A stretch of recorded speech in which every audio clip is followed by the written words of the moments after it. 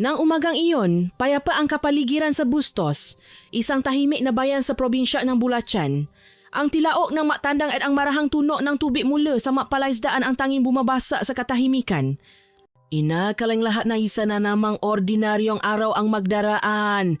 Ngunit hindi magtatagal, ang buong bayan ay yayanigin ng isang nakakagimbal na balita. Si Ricardo Cardo de Leon, nakilala bilang hari ng bangus at nakmamay-ari ng milyon-milyong pisong ari-arian, ay naglaho na parang bula. Ang kanyang motorsiklo ay maayos na nakaparada sa bakuran at ang kanyang sinalas ay nasa labas ng pinto. Ngunit ang may-ari ng bahay ay hindi matakpuan. Ang kanyang asawa ay humahagulgol, ngunit paminsan-minsan ang kanyang mamata ay napapatingin sa madilim at malabong tubig ng palaisdaan. Dun, libu-libong bangus ang biglang lumalangoy ng may pagkabalisa. Ano kaya ang nakatago sa ilalim ng palaisdaang iyon? Sino ang nga nasa likod ng trahedyang ito? At bakit pinili ang ganito kalupit na paraan? Sa kwentong ito, samahan ninyo akong sundan ang bawat bakas upang matuklasan ang katotohanan sa likod ng malagim na sinapit ng hari ng bangus. Isang kwentong hindi lamang yumugyo sa maliit na bayang ito, kundi napatahimik din sa takot maging sa mabihasang investigador, habang dahan-dahang inilalabas ng makapal na putik ang malihim nito. Kung sa tingin ninyo ay karapat-dapat magbigay ng malalim na pagninilay ang kwentong ito, mangyaring ay click ang like button at ibahagi ito sa inyong mga kaibigan. At may subscribe sa aming channel upang hindi makalitaan ang misteryosong kwento sa likod ng matilapayapang tahanan. Minamahal na mga tagapakinig, ang mahabang kwentong ito ay isang paalala na bawat isa sa atin ay may pagpipilian. May matao matapang na nagsasalita at mayroon ding pinipiling manahimik ng napakatagal. May manahahanap ng labasan at mayroon ding nananatiling nakakulong hanggang sa huli na ang lahat. Kung kayo man ay nasa posisyon ng pananahimik tulad ni Maria Santos de Leon, huwag hayaang ibaon ng panahon ang inyong nararamdaman. At kung kayo ay naglakas loob na magsalita, nakagawa na kayo ng tamang unang hakbang. Ngayon, inaanyayahan ko kayong sumama sa susunod na paglalakbay. Pindutin ang subscribe button at i-activate ang notification bell upang hindi makaligtaan ang iba pang makabuluhang kwento na gigising sa atin sa gitna ng abalang buhay. Kung nakasubscribe na kayo, ito ay isang senyales na matapang ninyong piniling makinig at matuto mula sa kwentong ito. Kung hindi pa, may oras pa. Pindutin ang button na iyan ngayon di. Sama-sama tayong matuto, magpalakasan ng loop, at gawing salamin ang bawat kwento upang ang ating buhay ay maging mas matalino at puno ng pagmamahal. Kabanata 1. Ang paglalaho, Haring Bangus. Noong Nobyembre ng taong 2020, habang sinisimulan ng unang ulan ng taulan na basain ang lupa ng Bustos, Bulacan na balo ng pakabigla ang mga residente. Si Ricardo Cardo de Leon na matagal nang iginagalang at tinaguriang hari ng bangus ay biglang naglaho ng walang anumang bakas. Hindi ordinaryong tao si Cardo. Ginugol niya ang halos buong buhay niya sa kanyang malawak na palaisdaan na aalaga ng libu-libong bangus hanggang sa ito ay maging isang imperyo ng negosyo na nakakahalaga ng milyon-milyon. Mula sa pagiging isang mahirap na magsasaka, itinayo niya ang pinakamalaking palaisdaan sa rehiyon. Ang mga negosyante ngang isda mula sa iba-ibang parte ng gitnang Luzon ay humanga sa kanya at kinainggitan pa ang kanyang galing sapa na negosyo. Para sa mga taga-Bustos, si Cardo ay isang huwaran. Madalas siyang tumulong sa mga nangailangan. Namimigay ng bigas sa mga matatandang maisa, nabibigay ng scholarship sa mga matatalino ngunit mahihirap na bata, at bumibili pa ang bisikleta para sa mga ulila. Ang bansa na Haring Bangus ay hindi lamang dahil sa kanyang yaman, kundi dahil din sa kanyang kabutihang loob. Ngunit isang umaga sa pagsisimulang ng taulan, nabasa ang katahimikan ng bayan. Sa bakuran ng malaking bahay ni Cardo, natapuan ng matao ang kanyang paborito motosiklo na mayos pa ring nakaparada. Ang kanyang sinalas na palagi niyang isinusuot ay nasa labas ng pintuan, may bahit ng putik, ngunit ang may-ari ay wala kahit saan. Tila siya ay biglang naglaho sa gitnang gabi, iniwan ang kanyang pamilya at tahanan. Ang kanyang asawa, si Maria Santos de Leon, ay umiiyak at humihingi ng tulong. Tumakbo siya sa bahay. Tinatawa ang kanyang makapitbahay at namamakaawang hanapin ang kanyang asawa. Ngunit sa kabilang walang tigil na peagos ng kanyang luha, napansin ng ilan ang isang kakaibang bagay. Sa tuwing tatayo siya sa harap ng bahay, ang kanyang mata ay laging napapatingin sa malawak na palaisdaan sa likuran. Sa kanyang titi, mayroong bahid ng takot o isang lihim na hindi may paliwanag. Nagsimula ang sismisan. May mga nagsasabing umalis si Chardo dahil sa problema sa negosyo. May iba namang nag-akusan na mayroon siyang kalaguyo sa ibang bayan. Ngunit habang lumilipas ang mga araw at walang balita mula kay Chardo, nawalang ng saysay ang lahat ng teorya, walang tawag, walang text message, at kahit ang kanyang bank account ay walang anumang galo. Ang pinakanakakakilabot sa lahat ay ang pagbabago sa kapaligiran ng palaisdaan. Ang libu-libong bangus na karaniwang tahimik ay madalas nang tumatalon sa ibabaw ng tubig at lumilihan ng mga alon. Tila mayroong isang bagay sa ilalim ng palaisdaan na gumugulo sa kanila. Ang mga bata naglalaro malapit dito ay pinabawalan ng kanilang magulang. May mali sa palaisdaan na yan, bulong nga isang matanda sa nayon. Ang ulat ng pakawala ay tuluyan ang isinampas sa Bustos Municipal Police Station. Ang kaso ay personal na hinawakan ni Kapitan Mateo Cruz, isang pulis na kilala sa kanyang kakayahang basahin ang pagkataong isang tao. Pagdating niya sa lugar, hindi siya agad nagtanong. Matagal siyang tumayo sa tabi ng palaisdaan. Pinagmamasdan ang tahimik ngunit paminsan-minsain at along tubig. At mahina siyang bumulong, may mali rito. Ang masalitang iyon ay napadala ng kilabot sa mga nakarinig. Walang sinuman ang nakakaalam na ang katahimikan ng palaisdaan ay naktatago ng isang madilim na lihim. Isang lihim na mahahasi ng takot sa buong bayan at mapapagunita. Sa pangalan ng Hari ng Bangus mapakailanman, hindi dahil sa kanyang tagumpay, kundi dahil sa isang trahedya na may tatala sa kasaysayan ng Bustos. Kabanata 2, Magaluha at Hinala. Nang gabing iyon, bumuhos ang malakas na ulan sa Bustos.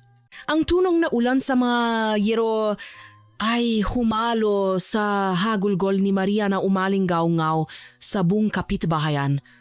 Ang nasa katanghaliang gulang na babae ay tumakbo sa mga kapitbahay, kinakatok ang bawat pinto para humingi ng tulong.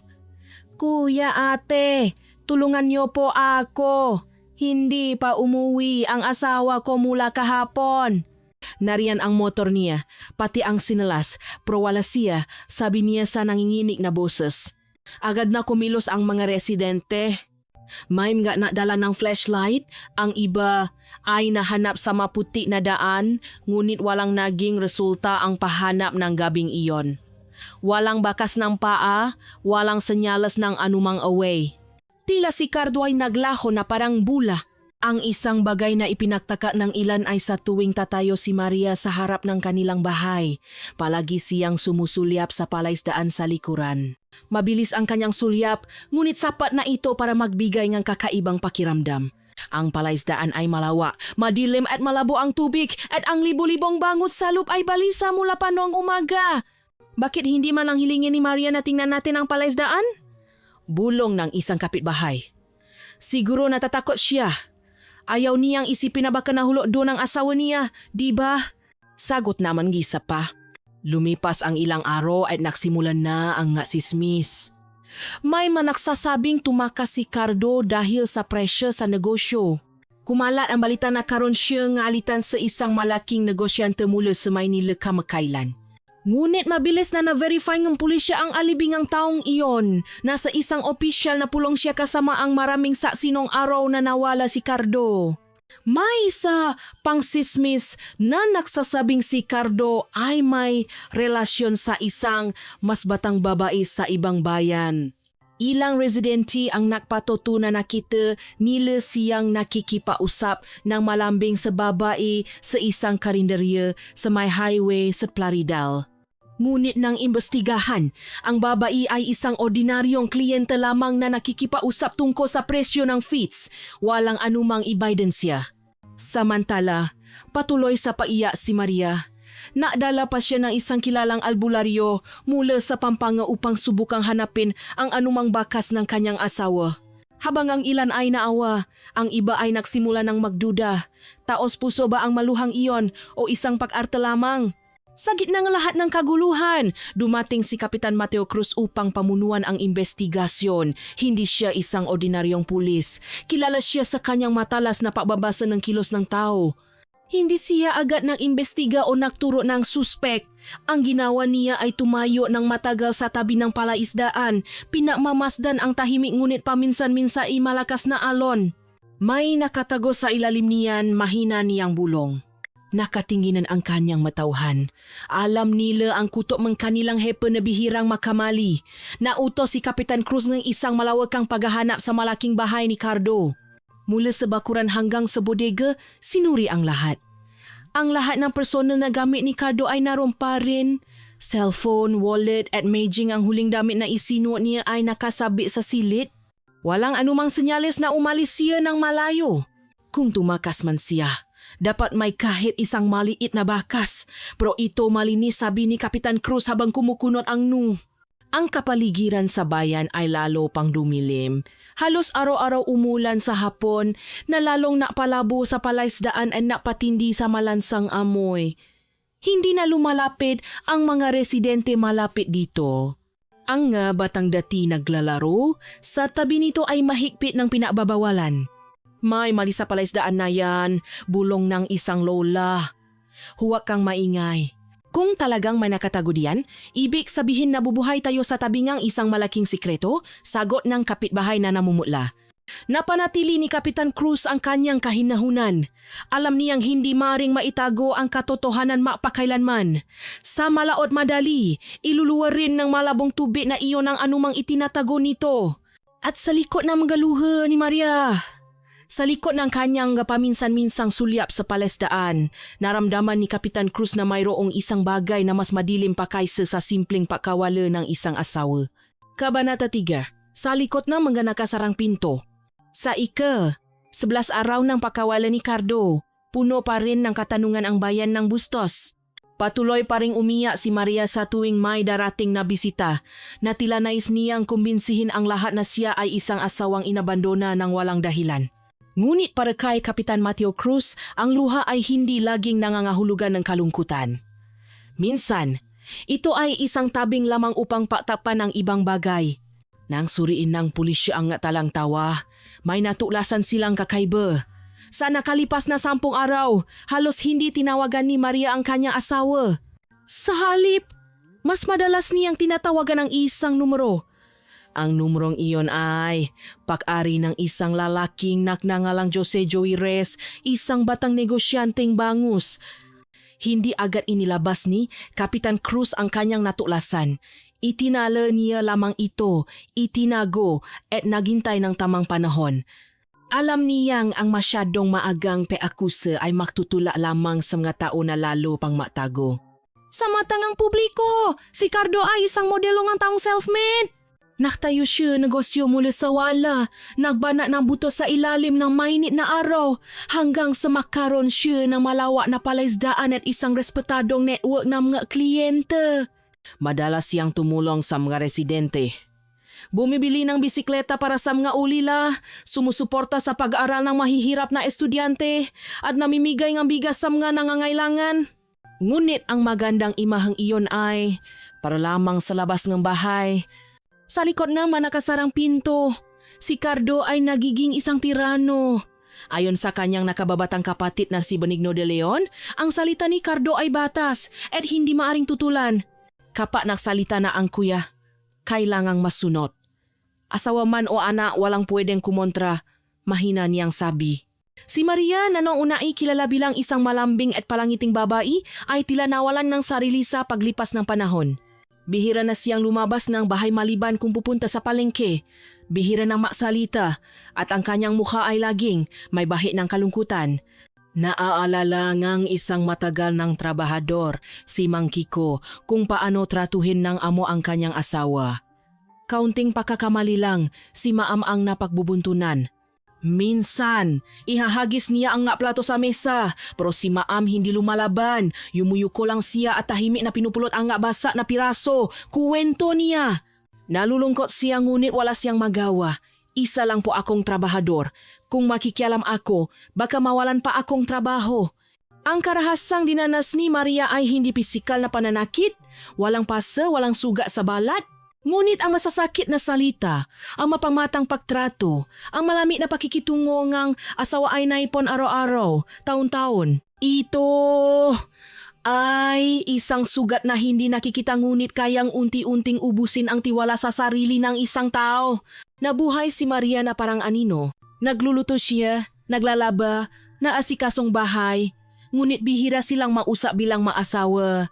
At kung mausap man, madalas itong nakatatapos sa isang pangungusap.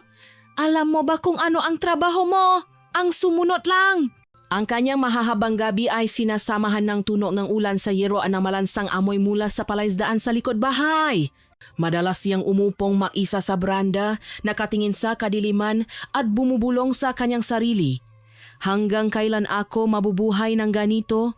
Maraming kababaihan sa bayan ang makakaunaw sa damdaming iyon. Ang pamumuhay kasama ang isang abusadong asawa ay hindi laging naiwan ng sugat sa katawan, ngunit naiwan ng malalim na lama sa puso. Dahan-dahang naunawaan ni Kapitan Cruz ang agwat sa pagitan ng pampublikong imahe at pribadong realidad ng pamilyang ito. Itinala niya ang bawat detalye. Kung paano malakas umiyak si Maria sa harap ng mataw ngunit naninigas kapag mag-isa. Kung paano pinupuri si Cardo sa lipunan ngunit may ibang mukha na alam ng mga malalapit sa kanya kapatid, trabahador at maging mga anak. Para kay Kapitan Cruz, malinaw na ang kasong ito ay hindi malulutas sa paghahanap lamang kay Cardo sa labas ng bayan.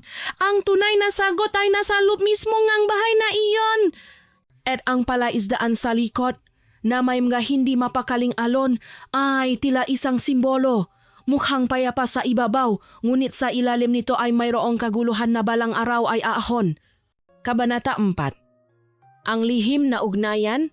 Sa paglipas ng panahon, lalong lumubo sa kalungkutan ang buhay ni Maria. Halos hindi na siya nakikipausap kahit sa kanyang mga malalapit na kapitbahay. Lahat ay abala sa papuri sa tagumpay ni Cardo habang siya ay tila asawa lamang ng hari ng bangus na walang sariling boses.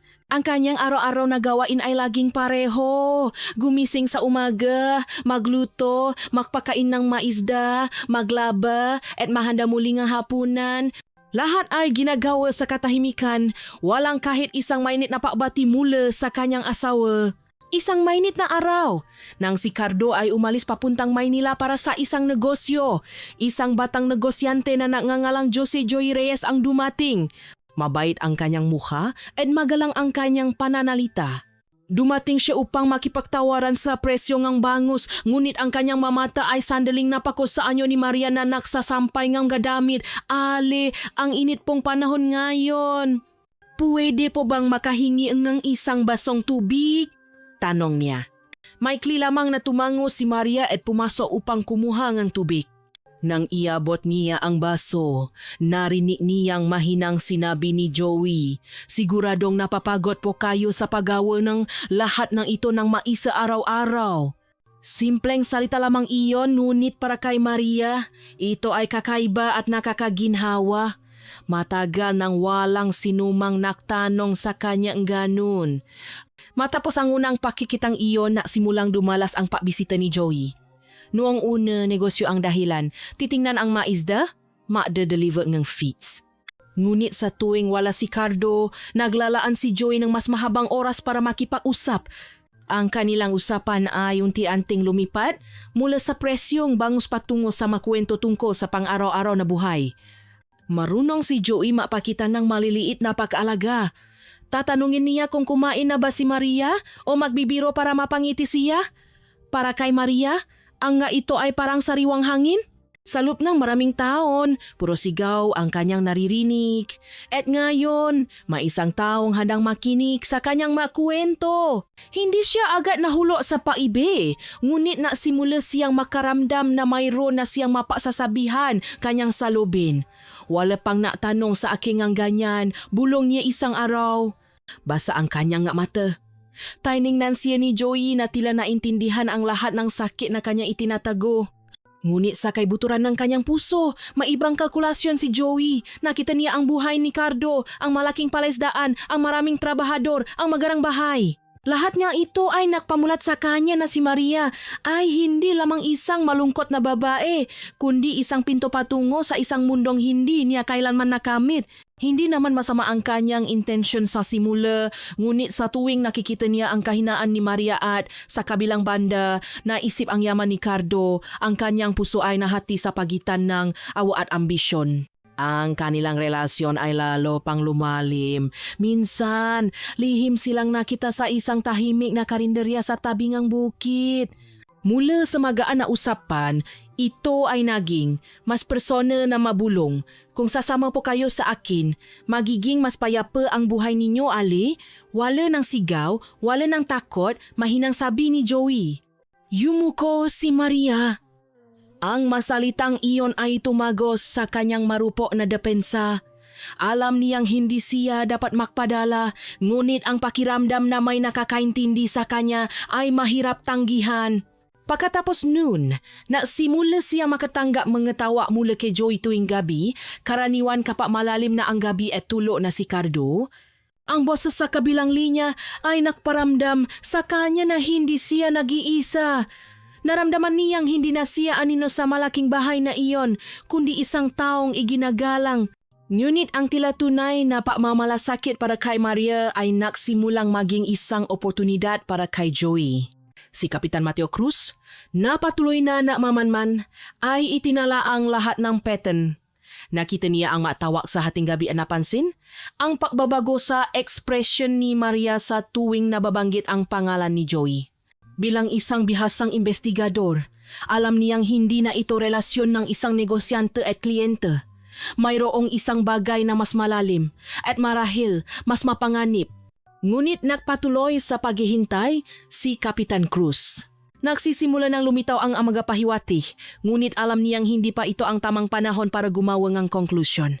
Samantala, ang bagyo sa puso ni Maria ay lalo pang lumakas. Naramdaman niyang binigyan siya ni Joey ng isang liwanag na hindi niya kailanman nakita kay Cardo. Ang hindi niya alam, ang landas na inakala niyang daan palabas ay sa katunayan ay magdadala sa kanya sa mas malalim na bangin. Kabanata 5, ang lihim ng palaisdaan. Ang gabi sa Bustos ay lalo pang humaba para kay Maria. Ang kanyang magaluha ay hindi na lamang dahil sa nawalang pagmamahal ng kanyang asawa. Ito ay dahil ang kanyang puso ay nasa isang ipo-ipo na hindi na niya makontrol. Ang matatamis na salita ni Joey ay natanim sa kanyang isipan ng paniniwalang may ibang buhay na naghihintay para sa kanya, isang buhay na walang sigaw, takot o madilim na anino. Ngunit dahan-dahan, ang kanilang mausapan ay nabago mula sa simpleng paglalabas ng samananglo patungo sa isang malabong plano. Kung mapapatuloy po kayo ng ganito, Ale, kailan pa kayo magiging malaya? Tanong ni Joey isang gabi sa isang tahimik na restauran. Yumuko si Maria. Mahipit ang hawak ang kanyang nga daliri sa tasa. Hindi ko alam. Gusto ko lang tumigil sa pagiging anino. Tiningnan siya ni Joey at mahinang sinabi, minsan, para maging malaya, kailangang makbago ang sitwasyon. Kung hindi ito makbabago, mananatili lang tayong nakakulong. Natahimik si Maria sa nga salitang iyon. Alam niyang nagiging mapanganib na ang direksyon ng kanilang usapan, ngunit ang kanyang desperasyon ay pumigil sa kanyang dila na maksabi ng hindi. Pagkatapos ng gabing iyon, ang kanilang nga usapan ay hindi na lamang tungkol sa damdamin. May mga bulong tungkol sa isang bagong hinaharap, mga kwento tungkol sa isang buhay na walang tanikala. Hindi kailanman gumamit si Joey ng marahas o direktang salita. Mahusay niyang binalot ang kanyang intensyon na tila binibigyan niya si Maria nga mapagpipilian na imagine. Ngunit para sa isang pagod na babae, ang imahinasyong iyon ay parang isang tunay na daan palabas. Samantala, si Kapitan Mateo Cruz ay patuloy na nakmamasid na may kahinahunan. Hindi siya isang investigador na basta-basta naniniwala sa sinasabi ng mga tao. Mas gusto niyang basahin ang maliliit na pahiwatig 1 titik, 1 kilos, 1 kahinahinalang katahimikan. Sa tuwing pupunta siya sa bahay ni Cardo, ang kanyang mga mata ay nakapako sa palaisdaan sa likuran, madilim ang tubig, mas matindi ang malansang amoy at ang nga isda ay tila balisa. Sa karanasan ni Kapitan Cruz, ang ibabaw ay maaring maging kalmado, ngunit ang ilalim ay madalas na may dalang kuwento. Ang sagot ay, wala sa labas ng bayang ito, sabi niya sa kanyang nga tauhan.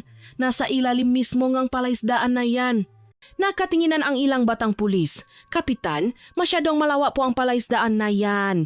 Hindi po ba masyadong delikado? Diresong tumingin si Kapitan Cruz. Maraming kayang itago ang tubig, pero hindi mapakailanman sa malaot madali, aahon din ang katotohanan. Nang araw na iyon, gumawa siya ng isang matapang na desisyon. Gusto kong patuyuin ang palaisdaan na yan. Gusto kong makita kung ano talaga ang nasa ilalim. Nagulat ang lahat sa desisyong iyon. Ang naresidente na nagtipon sa tabingang kalsada ay agad na nabulungan. Ang papapatuyo ang palaisdaan ay hindi maliit na gawain. Ngunit ang tiwala sa mukha ni Kapitan Cruz ay pumigil sa sinuman na tumutol. 2 malaking water pump ang dinala. Ang ingay nito ay bumasa sa katahimikan ng bayan. Dahan-dahang bumaba ang tubig sa palaisdaan, naiwan ng nakakasulaso na amoy ng puti at isda. Ang mga residente ay nakatayong siksikan, pinipigil ang kanilang hininga sa pagitan ng takot at peusisa. Si Maria ay nasa brandangang bahay. Namumutla ang kanyang muha at mahigpit ang hawa niya sa kanyang saya. Bahagyang nangingini ang kanyang katawan, ngunit pilit niyang pinapakita na matatak siya. Pinili ni Joey na huwag mapakita sa araw na iyon marahil dahil sa takot na ang kanyang presensya ay madulo ng mga katanungan. Sa paglipas ng maoras, patuloy na bumababa ang tubig at nagsimulang lumitaw ang maputik na sahig. Ang nga bangus ay nagtalunan ng may pagkabalisa. Ang tensyon ay lalo pang tumindi. Lahat ay naghihintay ng isang bagay na hindi nila kayang isipin. At biglang may sumiga. Kapitan, may matigas na bagay dito. Isang pulis ang naangat ng isang mabigat na bagay mula sa putik. Isang malaking maso ang lumitaw. Ang hawakan nito ay puno ng puti at ang dulo nito ay may madilim na pula. Ito ay isang kasangkapang karaniwang ginagamit nga trabahador upang ibaon ang kawayan sa paligid ngang palaisdaan. Ngunit ngayon, mayroon itong madilim na mansa na nakakakilabot. Natahimik ang mga residente. May naktakip ngang bibi, ang iba ay umatras ng ilang hakbang. Yumuko si Kapitan Cruz at matagal itong tiningnan bago maring sinabi ipagpatuloy hanggang sa maubos ang tubig. Ilang oras pa, isang piraso ng plight na damit katulad ng madalas isuo ni Cardo ang natapuan. Ang malansang amoy na humalo sa puti ay lalo pang tumindi. Ang manakakita nito ay nagsimulang mahinang umiyak. Ang kanilang masamang kutop ay nakakatoto. Lalo pang humigpit ang hawa ni Maria sa kanyang makamay. Hirap siyang huminga, ngunit pilit pa rin niyang pinanatili ang kahinahunan. Pagsapit ngang dapit hapon, halos naubos na ang tubig sa palaisdaan. Ang maputik na sahig ay puno ng mga nakalat na patay na isda. Patuloy na nahukay ang mga pulis sa putik at sa wakas, isang bagay na mas kakilakilabot ang lumitaw, mga piraso ng buto na may halong itim na puti.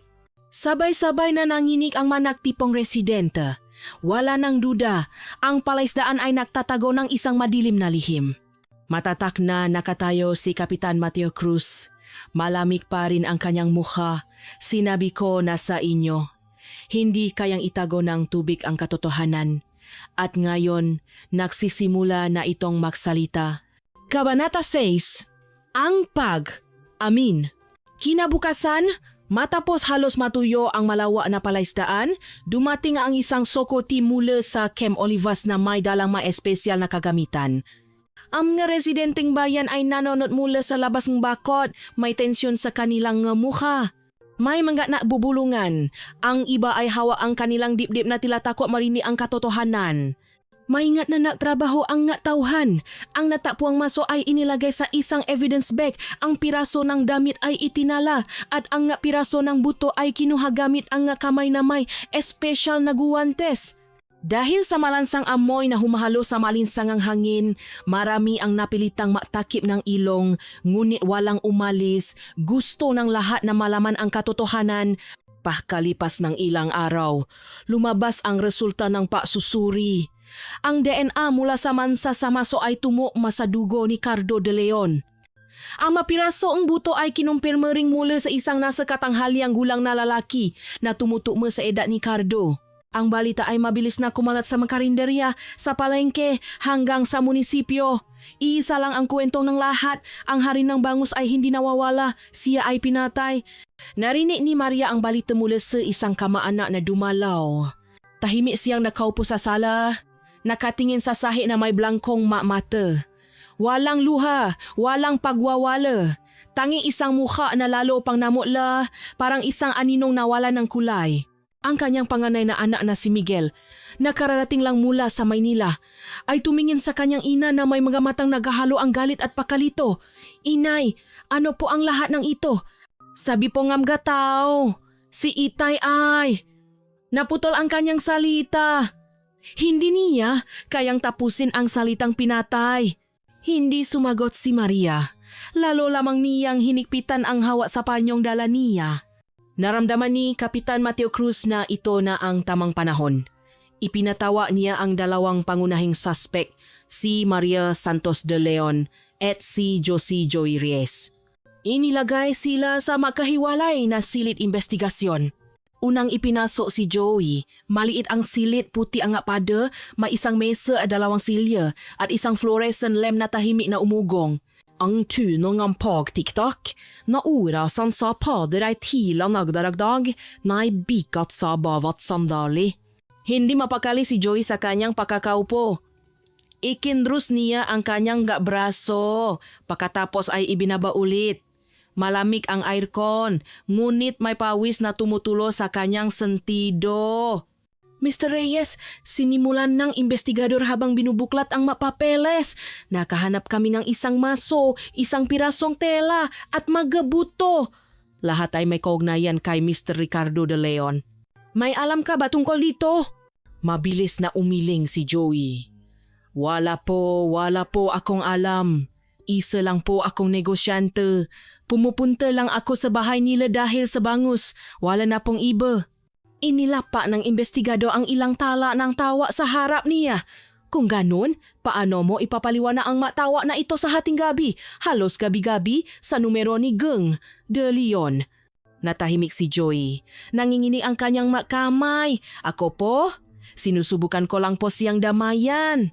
Madalas po kasi siyang maksabi na malungkot siya. Yun lang po. Malungkot? Bahagyang tumaas ang boses ng investigador. O isang plano? Yumuko si Joy at kinagat ang kanyang labi. Sinubukan niyang makmatigas ng ilang segundo, ngunit sa huli, isang mahinang boses ang lumabas. Hindi ko po yan may tatanggi, pero kagustuhan niya po yon. Tumulong lang po akong maktago. Samantala, sa kabilang silid, tahimik na nakaupo si Maria. Malami ang silid, ngunit hindi siya nangingini. Pinipilipit lamang niya ang dulo ng kanyang panyo na tila kumukuhang lakas mula sa maliit na bagay na iyon. Pumasok si Kapitan Mateo Cruz na may mahinahong nga bang. May dala siyang isang evidence bag at inilabas ang malaking maso na natakpuan sa palaisdaan. Sinasadya niyang ilagay ito sa ibabaw ng mesa. Ang tuno ng patama ng kahoy na hawakan sa mesa ay umalingaw-ngaw na tila napayani sa silid. Ngang de Leon, pata ang boses ni Kapitan Cruz. Nakikilala mo ba ang bagay na ito?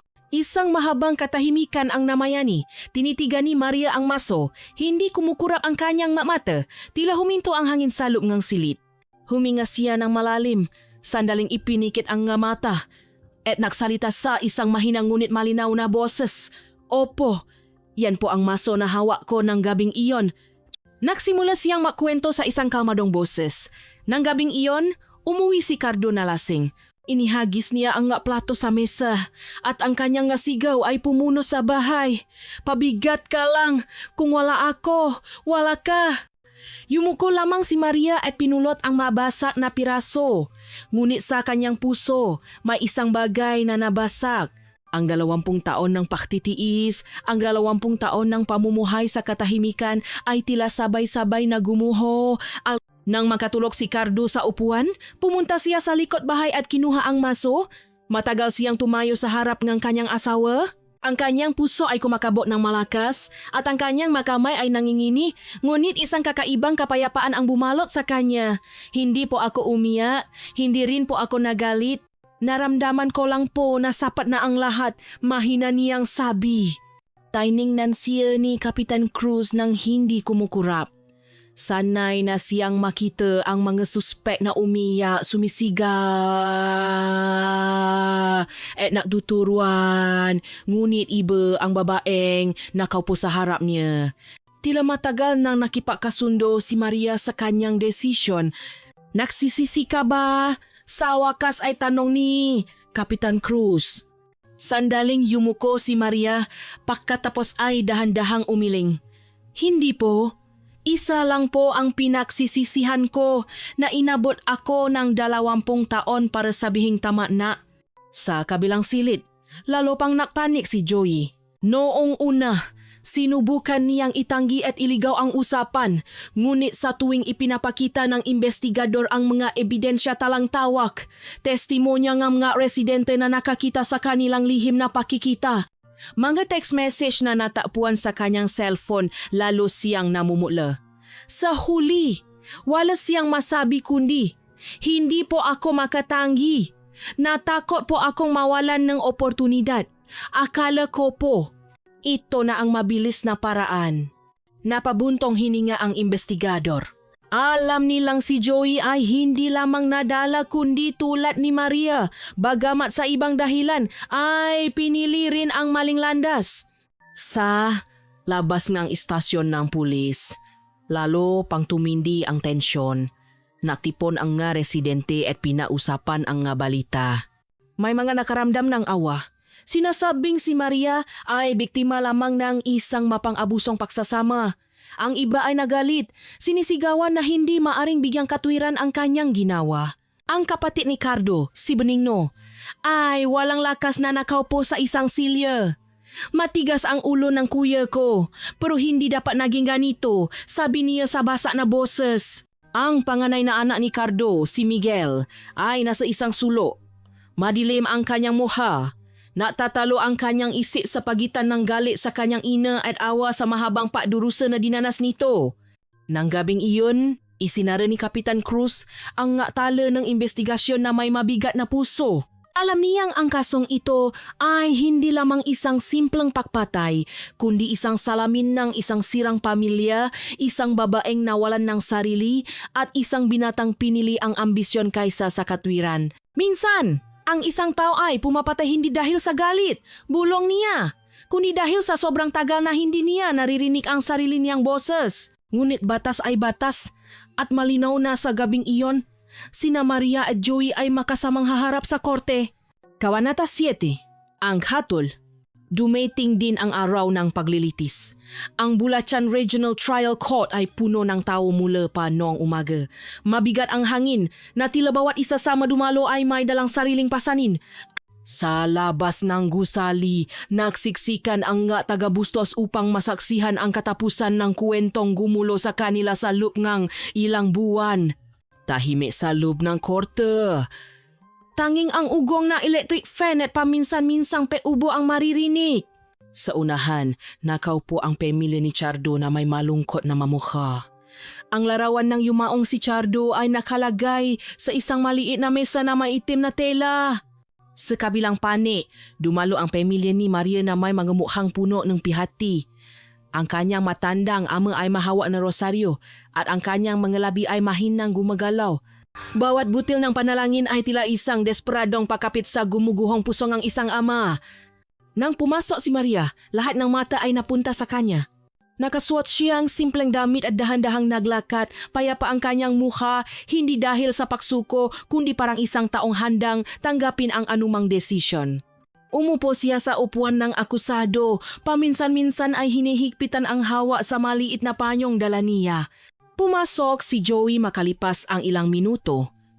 Namumutla ang kanyang mukha, balisa ang kanyang mata at hindi mapakali sa kanyang pakakaupo.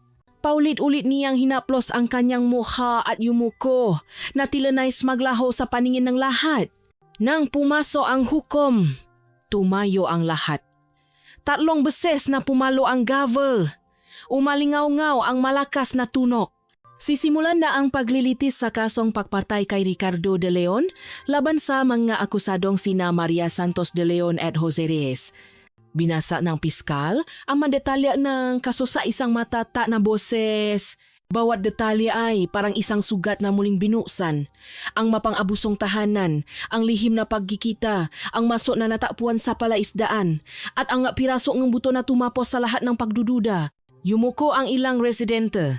Ang iba ay nakatingin na may blangkong mata.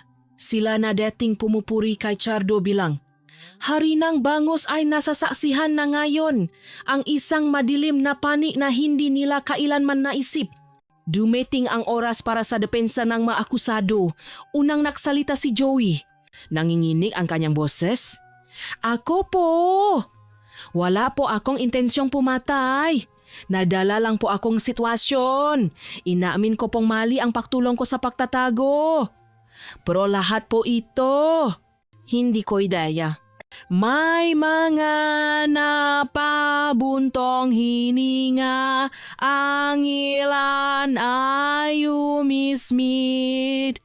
Sandali siyang tiningnan ng hukom bago sumanyas na umupo. Sumunod na tumayo si Maria. Sandali siyang yumuko, pagkatapos ay itinaas ang kanyang mukha. Sa loob ng 20 taon, nabuhay po ako sa katahimikan.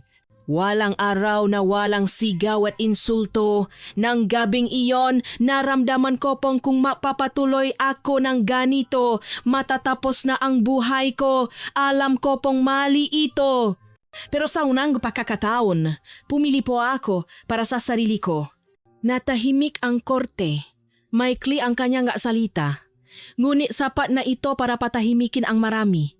Sa wakas, pumalo muli ang gavel ng hukom. Isinasaalang-alang ang lahat ng ebidensya, testimonya at pag-amin ng mga akusado. Hinahatulan ng korte na nakasala sa salang murder si Maria Santos de Leon at pinapatawan ng habang-buhay na pagkakakulong. Dahil sa pagtulong at pagtatago sa krimen, hinahatulan si Jose Reyes ng 20 taong pagkakakulong.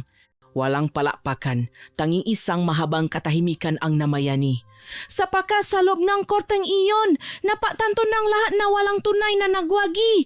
Yumuko ang kapatid ni Chardo, si Benigno. Nangingini ang kanyang balikat. Umiyak siya, hindi dahil sa galit, kundi dahil sa kawalan. Kung nakinig lang sana ang kuya ko, hindi sana nangyari ang lahat ng ito. Bulong niya. Tinapan ng panganay na anak ni Ricardo at Maria, si Miguel, ang kanyang muha gamit ang 2 kamay. Umuagos ang kanyang maluha, ngunit hindi niya alam kung para kanino dapat ang maito.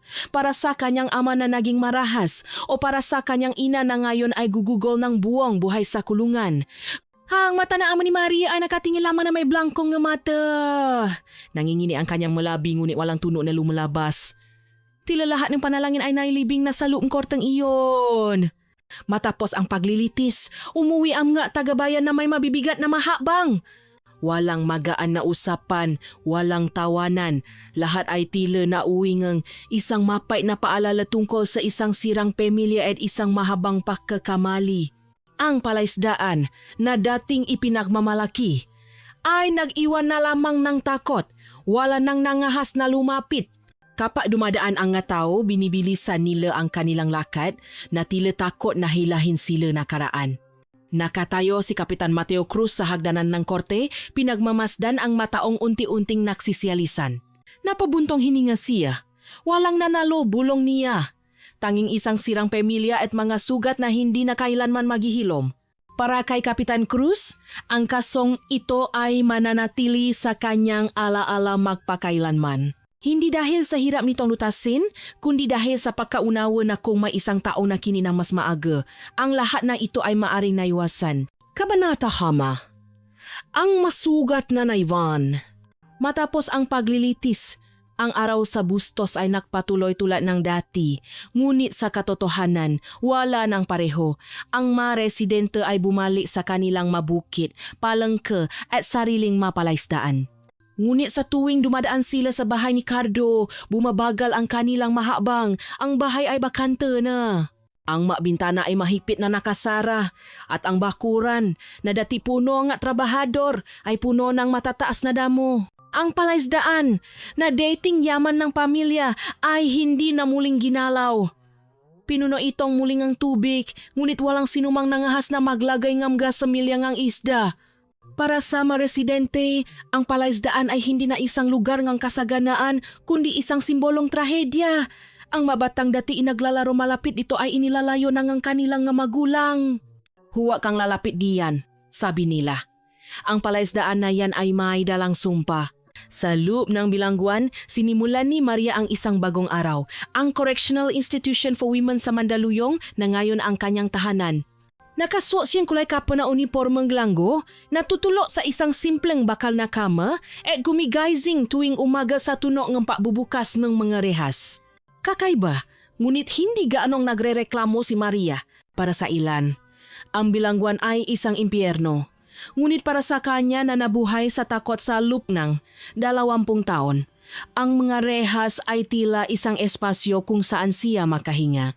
Ngunit tuwing gabi, kapag pinapatay na ang ilaw sa selda, ang mamuhangang kanyang maana ay lumilitaw sa kanyang alaala. Ang bigat ng pagkakasala ay dumadagan sa kanyang dibdib. Bagamat naramdaman niyang mas malayo na siya mula sa anino nga nakaraan, alam niyang ang kanyang maana ay kailangan ng mabuhay na walang ama at ina. Nagsimula siyang makbasa ng libro mula sa maliit na library, dumalo sa lingguhang serbisyo sa relihiyon, at paminsan-minsan ay sumusulat sa kanyang maana.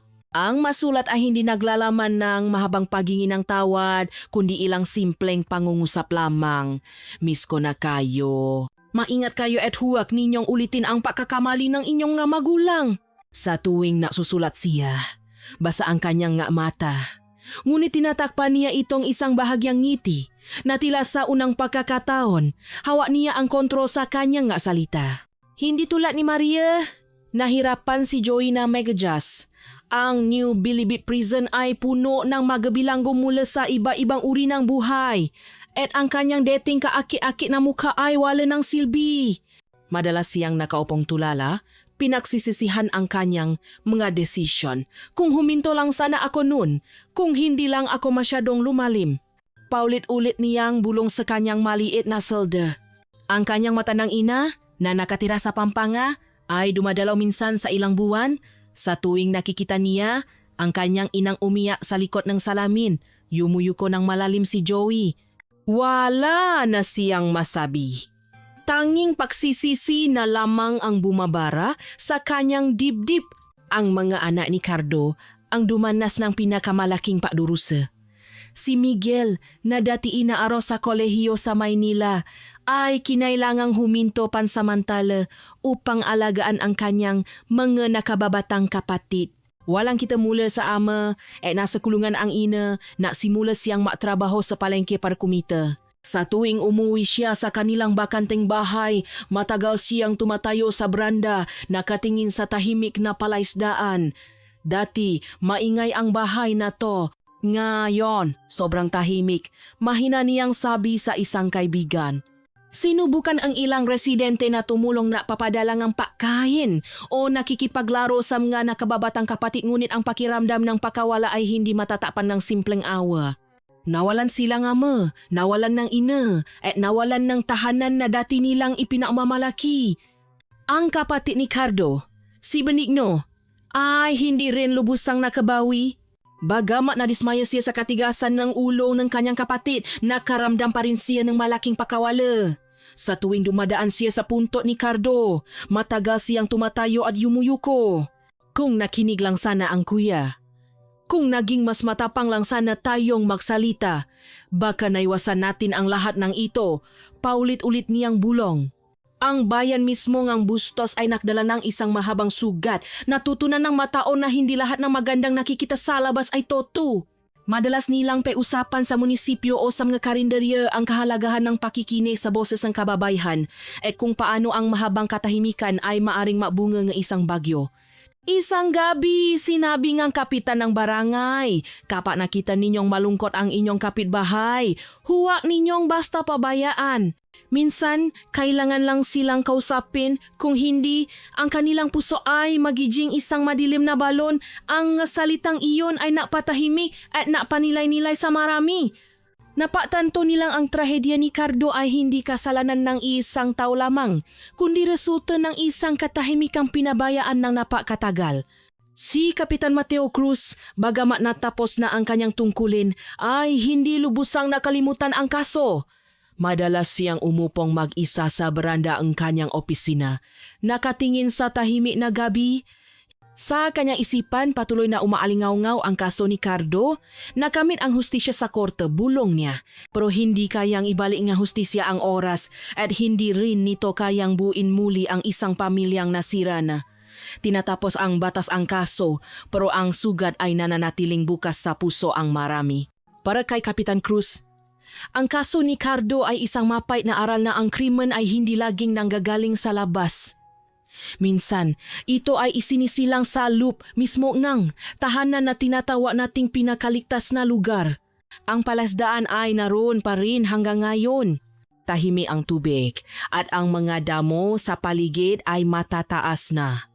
Minsan, isang dumadaang residente ang hihinto, matagal na titingin, at magpapatuloy sa paglalakad na may mabibigat na hakbang. Para sa ilan, ang palaisdaan ay isang lawa lamang, ngunit para sa mga nakakaalam ng kuwento, ito ay isang tahimik na monumento ng isang bigong paibig, isang pinigilang karahasan, at isang desisyong isinilang mula sa desperasyon. Mula sa trahedyang iyon, natutunan ng taga-Bustos ang isang bagay. Ang katahimikan ay hindi laging ginto. Minsan, ito ay naglalaman ng isang sugat na lumalalim. At ang isang sugat na hindi kailanman ginamot ay maaring pumutok balang araw sa pinakamasakit na paraan. Epiloko. Ang salamin sa palaisdaan. Maraming taon na ang lumipas mula nang malutas ang kaso ni Ricardo de Leon, ngunit ang anino nito ay hindi lubusang nawala sa Bustos. Ang kwento ay naging isang aral, isang tahimik na tagapayo sa gitna ng komunidad. Para sa mga magulang, ito ay naging isang aral na mas makinig kaysa mautos. Para sa mga batang maasawa, ito ay naging isang aral na ang pamilya ay hindi usapin ngang ari-arian kundi ngang paggalang sa isa-isa. At para sa mga batang lumalaki sa bayang iyon, ang kwento ni Cardo at Maria ay laging magiging isang babala. Huwag hayaang ang pag-ibig ay maging isang rehas na hindi nakikita.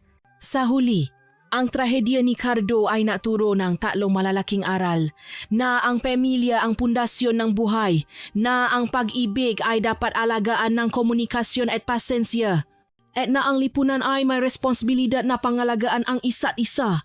Ngayon, kapag dumadaan ang mga residente malapit sa lumang palaisdaan, hindi na sila nakakaramdam ng takot.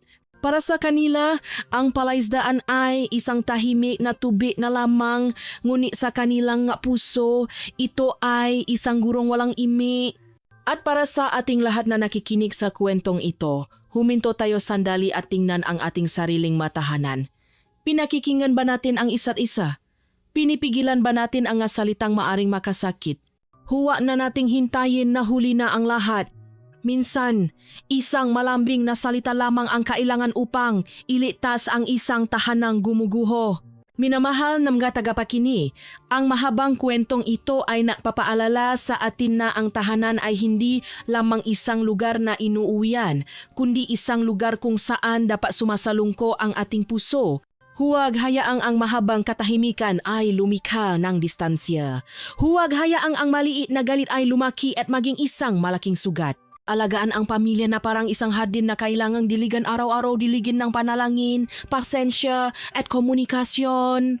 Tandaan, walang perpektong pamilya. Mayroon lamang pamilyang handang matuto, maunawaan at magpatawaran sa isa-isa. At para sa ating lahat, magsimula tayo sa masimpleng bagay.